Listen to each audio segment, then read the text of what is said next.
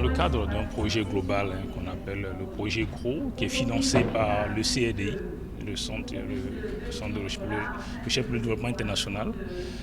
Il était question de voir un peu l'accès à des services de garde d'enfants sur l'autonomisation de la femme.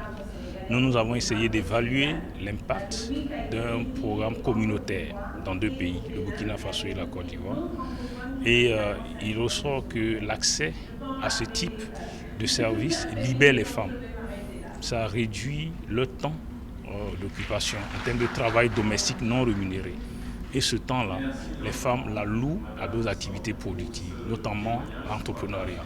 Et notre étude a montré qu'il y a une différence significative en termes d'entrepreneuriat entre les femmes. 75% des femmes qui bénéficient de ce type de services entreprennent, ont une activité générale de revenus, contre 35% pour des femmes qui n'ont pas accès à ce type de services.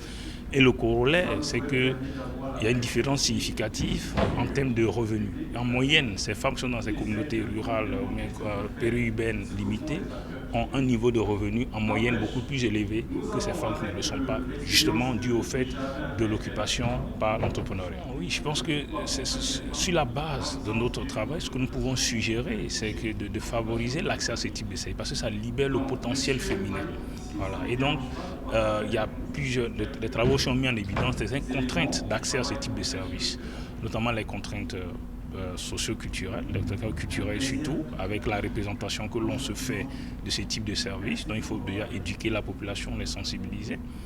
L'autre aspect aussi, c'est les coûts d'accès, les coûts économiques en termes de dépenses directes ou indirectes, ou en termes même de disponibilité de ce type de services. Donc les gouvernants, même si c'est coûteux, doivent encourager les initiatives communautaires pour assurer qu'une large partie de la population, surtout dans les communautés les plus défavorisées, les plus faibles, puisse avoir accès à ce type de services. Le colloque est salutaire, nous sommes très associés, nous sommes partie prenante de ce type de colloque. Et je dis, l'ingéniosité de ce colloque, c'est l'interaction qu'il y a entre les chercheurs et les décideurs.